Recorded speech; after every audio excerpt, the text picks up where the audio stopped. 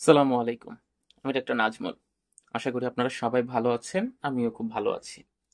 আমি আসলে আপনাদের মাঝে চেষ্টা করি আমার কাছে যেই পেশেন্টগুলো আসে, এগুলা কিন্তু খুব কমন পেশেন্ট আসে, আবার মাঝে মধ্যে কিছু আনকমন পেশেন্ট আসে। তো এরা আসলে ঠিক কি সমস্যাগুলা নিয়ে আসে, সেই সমস্যাগুলো যদি আপনাদের হয়, আপনারা কিভাবে প্রাথমিকভাবে এটাকে সামলাবেন, সেই বিষয়গুলো নিয়ে আলোচনা করে দেয়া। তো গত কয়েকদিন আগে একটা পেশেন্ট আসছিল, সেটা হচ্ছে কি উম, ওই বিড়ালটা প্রেগনেন্ট ছিল। প্রেগনেন্টের পর ওর ভিতর সাইন সিমটম গুলো খুব ভালোই প্রকাশ পাচ্ছিল। ওর নিপলের যে কালারটা ছিল সেটা পিঙ্ক হচ্ছিল। কিন্তু হঠাৎ করে দেখা গেছে কি 2 দিনের ব্যবধানে ওর পুরা চোখটা, মানে ফ্রেশ যে চোখটা আছে সেটা পুরাটাই একদম ঘোলা হয়ে গেছে। একটা না, দুইটা চোখে আলটিমেটলি ঘোলা হয়ে গেছে। এবং ওর ওই যে নিপলটা যে আলটিমেটলি পিঙ্ক হচ্ছে, সেই পিঙ্ক কালারটা আস্তে আস্তে কালো কালারের দিকে রূপ নিচ্ছে। তো আজকে আমরা আসলে এটাই জানার চেষ্টা করব কেন ঠিক এই সমস্যাটা হইছে, বা এই সমস্যাটা হলে আমরা ঠিক কিভাবে সমাধান করতে পারি। ওকে, এখন আগে একটু জেনে নেওয়া যাক। চলুন, এটা কিন্তু কোনো নর্মাল কন্ডিশন না, এটা অবভিয়াসলি ওর প্রেগন্যান্সির কমপ্লিকেশন একটা অবস্থা। এইটা কি বুঝাচ্ছে? তাহলে চলুন প্রথমেই আমরা জেনে নিই যে একটা প্রেগনেন্ট বিড়ালের সাধারণত স্বাভাবিক লক্ষণগুলো কি কি থাকে। আপনি ধরেন যে মিটিং করাইছেন আজকে, আজকে মিটিং করানোর সাধারণত 20 থেকে 25 দিনের মধ্যে আপনি এই লক্ষণগুলো খেয়াল করবেন। মানে 20 থেকে 25 দিনের মধ্যেও হইতে পারে বা তারপরে। আস্তে আস্তে দেখবেন কি ওর নিপলের যে জায়গাটা আছে, নিপলের ওই একদম বোটার অংশটা গোলাপি হয়ে যাচ্ছে। এবং আকারে আগে যতটা ছিল, মানে আগে অত প্রমিনেন্ট থাকবে না, বড় থাকবে না, কিন্তু আস্তে আস্তে এটা বড় হয়ে যাচ্ছে। তো এটাকে আমরা বলি পিঙ্ক নিপল। বিড়ালের এটা খুব কমন, প্রেগনেন্ট হয়ে গেলে প্রাইমারি সাইন এটা দেখি আমরা আসলে বুঝি যে নিপলের কালারটা গোলাপি হয় এবং সাইজে সাধারণত আস্তে আস্তে বড় হয়। 2 নাম্বার যে পয়েন্টটা দেখে আপনি বুঝতে পারবেন যে আপনার বিড়ালটা প্রেগনেন্ট, সেটা হচ্ছে ও আগের চেয়ে অনেক অলস আচরণ করবে বা শান্ত আচরণ করবে। চুপচাপ একটা জায়গায় ঝিম মেরে বসে থাকবে, খুব বেশি নড়াচড়া করবে না, এরকম একটা জায়গায় থাকবে। 3 নাম্বারটা হচ্ছে ওর খাওয়া দাওয়ার পরিমাণ কিন্তু আগের চেয়ে বেড়ে যাবে, কারণ এখন ওর বডির ভিতরে আরো 2টা বা 3টা প্রাণ বড় হচ্ছে। ওই প্রাণগুলাকে বাঁচিয়ে রাখার জন্য ওর কিন্তু এক্সট্রা অ্যামাউন্টে নিউট্রিশন প্রয়োজন। সেই জন্য ওর খাবার দাবারের পরিমাণটা আগের চেয়ে অনেক বেশি পরিমাণে বেড়ে যাবে। 4 নাম্বার যেটা দেখতে পারবেন, ওর পেটটা আস্তে আস্তে বড় হবে। এটা তো বেশ স্বাভাবিক যে প্রেগনেন্ট হয়েছে, তো এটা তো যে কারোই হচ্ছে, আস্তে আস্তে পেটটা বড় হইতে থাকে। কিন্তু দেখবেন যে আপনি যখন ওর পেটের ওইখানে এখন ধরতে যাচ্ছেন, তখন ও আর আগের মতো ধরতে দিতেছে না।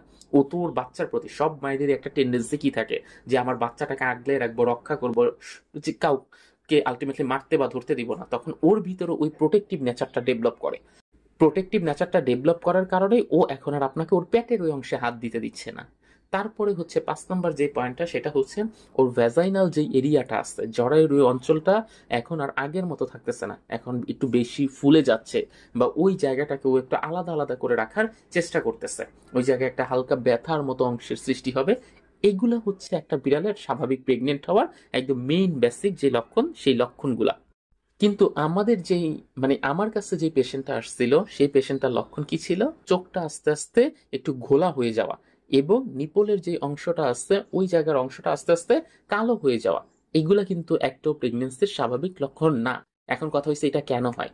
দেখা যেতে পারে যে যখন বডি আলটিমেটলি প্রেগনেন্ট অবস্থার দিকে যায়, তখন না বডির অবস্থাটা একটু নাজুক থাকে, মানে আগের যতটা শক্ত সামর্থ্য থাকে এখন তার চেয়ে একটু বেশি দুর্বল হয়ে যায়। যার কারণে এই টাইমে ফাঙ্গাল ইনফেকশন হইতে পারে, বা প্যারাসাইটিক যে কোনো ধরনের ইনফেকশন হইতে পারে।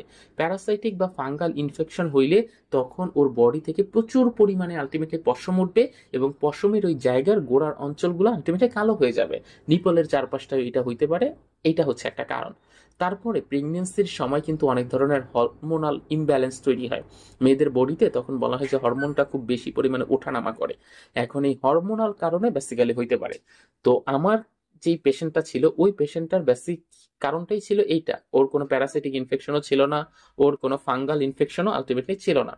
ওর হচ্ছিল বেসিক্যালি এই হরমোনাল ইমব্যালেন্স ওর বডিতে চলতেছিল, যার কারণে হচ্ছে ওই নিপলের চারপাশ একদম ঘন কালো হয়ে গেছে, চুলগুলা উঠে খসখসে একটা ভাবের সৃষ্টি হয়েছে। এছাড়াও ব্যাকটেরিয়াল ইনফেকশনের জন্য সাধারণত দেখা যায় চোখ আর গলার কাছের অংশটা কালো হয়। সেই ক্ষেত্রে নিপলের এই অংশটা কালো হওয়া স্বাভাবিক না। আর তখন দেখা যায় যে চামড়াটা অনেক ঘন হয়ে আসে, এবং চামড়ার যে গোড়া আছে, মানে পশমের গোড়ার থেকে আলটিমেটলি তখন দুর্গন্ধ সৃষ্টি হইতে থাকে। এখন কথা হচ্ছে এই সময় আপনার আসলে করণীয় কি? সত্যি কথা বলতে আপনার এই সময় কোনো করণীয় নাই। একদম ওকে একটু পরিষ্কার পরিচ্ছন্ন আর একটু যত্নটার পরিমাণ বাড়িয়ে দিবেন। এছাড়া আর বাদ বাকি পুরো করণীয়টাই হচ্ছে আলটিমেটলি ডাক্তারের। ডাক্তার এই সময় ওর ওই কারণটাকে খুঁজে বের করে তখন এইখানে একটা অ্যান্টিবায়োটিক ওষুধ দিবে, যাতে করে দেখা যাবে এমন একটা অ্যান্টিবায়োটিক চুজ করতে হবে যেটা কিনা প্রেগনেন্সি সেফ, মানে প্রেগনেন্ট অবস্থায় দেয়া যায়, বাচ্চার কোনো ক্ষতি হবে না। আর প্রথম অবস্থায় ডাক্তারের কাছে গেলে একদম বিস্তারিতই বলি, ডাক্তার কি দেখবে? ডাক্তার প্রথম অবস্থায় দেখবে যে বাচ্চাটা আলটিমেটলি ঠিক আছে কিনা। বাচ্চাটা যদি ঠিক থাকে তাহলে আলটিমেটলি কোনো সমস্যা নাই, তখন ওইভাবেই ট্রিটমেন্টটা করবে। কিন্তু এই রোগটা যদি হয় তাহলে হচ্ছে বাঁচানো কিন্তু খুব কঠিন হবে। কারণ আমাদের ওই যে ফ্যালাইন ইনফেকশাস পেরিটোনাইটিস, এইটার একটা ফর্ম হচ্ছে ওকুলার ফর্ম। তো এই ওকুলার ফর্মটা যদি আলটিমেটলি ধরেন যে তৈরি হয়ে গেছে, তাহলে কিন্তু আর ওকে বাঁচানো যাবে না। মানে এটা নর্মাল ট্রিটমেন্ট সাধারণত আমাদের দেশের পার্সপেক্টিভে ওইভাবে এখনো হয়ে ওঠে নাই। আর এইটা হইলে আস্তে আস্তে দেখবেন যে ওর বুকের অংশটা বা পেটের অংশটায় প্রচুর পরিমাণে পানি জমা হবে। এ সময় সাথে ওর শ্বাসকষ্টও থাকতে পারে বা জ্বরও থাকতে পারে। শ্বাসকষ্ট বা জ্বরের একটা সমস্যাও এই সময় তৈরি হয়। আমাদের দেশে মাঝে মধ্যে দেখা যায় যে ফ্যালাইন ইনফেকশাস পেরিটোনাইটিসের কিছু কিছু ডাক্তার ট্রিটমেন্ট করার চেষ্টা করে, যেমন জিএস দেয়। এই জিএসটা আবার অতটা বেশি সহজলভ্য না। তারপরে আবার এটার অনেকগুলা ডোজ দিতে হয়, প্রায় 87 থেকে 90টা ডোজ দেওয়ার পরে তারপরে ভালো হয়।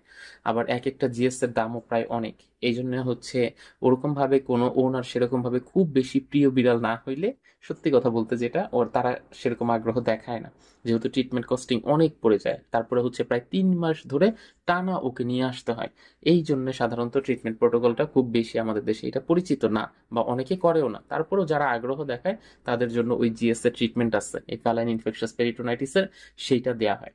এখন আপনি ওই যে করতে পারেন কি, চোখে একটা নর্মাল অ্যান্টিবায়োটিক হয়তো বা ডাক্তার দিতে পারে, চোখটা পরিষ্কার করার জন্য নর্মাল স্যালাইন দিয়ে সবসময় পরিষ্কার করতে বলবে, তারপরে সাথে চিকেন স্টক খাওয়াইতে বলবে, নর্মাল একটা অ্যান্টিবায়োটিক। এই ট্রিটমেন্টগুলো আমাদের দেশের পার্সপেক্টিভে খুব বেশি পরিচিত।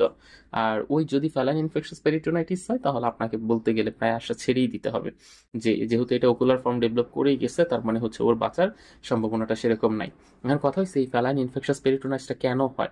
এটা কিন্তু একটা আলটিমেটলি ভাইরাল গঠিত রোগ। এইটা যদি একবার হয়ে যায় তাহলে কিন্তু আপনার আর তো বাঁচানো যাবে না, সেটা তো বলেই দিলাম। আর হয় হচ্ছে ওই যে বাহিরের বিড়ালের সাথে মেশার কারণে, বা আপনার একটু যত্নের অভাবের জন্য সাধারণত হইতে পারে। এখন এই জীবাণুটা তো বেসিক্যালি বুঝতেই পারেন যে সেটা বাতাসের মাধ্যমে আসতে পারে। অনেক সময় দেখা যায় যে মিটিং যেই বিড়াল দিয়ে করাইছেন সেই বিড়ালের মধ্যে থাকার কারণে তখন ওইখান থেকেও আপনার বিড়ালের মধ্যে আলটিমেটলি সংক্রমিত হয়ে যেতে পারে। মানে একটা সংক্রামক বিড়ালের পাশে যদি কোনোভাবে আপনার বিড়ালটা যায়, তখন সেইখান থেকে আপনার বিড়াল ওইটা দ্বারা সংক্রমিত হবার সম্ভাবনা থাকে। তো এই ছিল আমাদের আজকের ভিডিও। আশা করি ভিডিওটি আপনাদের ভালো লেগেছে এবং ভিডিওতে যেই টপিকটা সম্পর্কে আলোচনা করেছি আপনারা সেটা খুব সুন্দরভাবে বুঝতে পেরেছেন। যদি আপনাদের এই সম্পর্কিত কোনো কিছু জানার থাকে আপনারা সেটা কমেন্ট বক্সে আমাকে জানাতে পারেন, এবং চাইলে আমার সাথে সরাসরিও কন্ট্যাক্ট করতে পারেন। স্ক্রিনে দেওয়া যে নাম্বারটা আছে সেই নাম্বারে কল করতে পারেন, অথবা এই নাম্বারেই হোয়াটসঅ্যাপ আছে, হোয়াটসঅ্যাপেও আপনারা চাইলে আমাকে নক দিতে পারেন। আমি চেষ্টা করব আপনাদেরকে যে কোনো সময় সার্বক্ষণিক সহায়তা করার। আপনারা চাইলে আমার ফেসবুক পেজ এবং গ্রুপেও জয়েন হতে পারেন। সেখানে সার্বক্ষণিক আপনাদের যে সমস্যাগুলো আছে সেই সমস্যাগুলো জানালেই খুব দ্রুততার সাথে স্বল্প সময়ে আপনারা রিপ্লাই পাবেন। তো আশা করব আমার সেই ফেসবুক পেজ আর ফেসবুক গ্রুপে জয়েন হয়ে যাবেন। ধন্যবাদ সবাইকে, ভালো থাকবেন। আসসালামু আলাইকুম।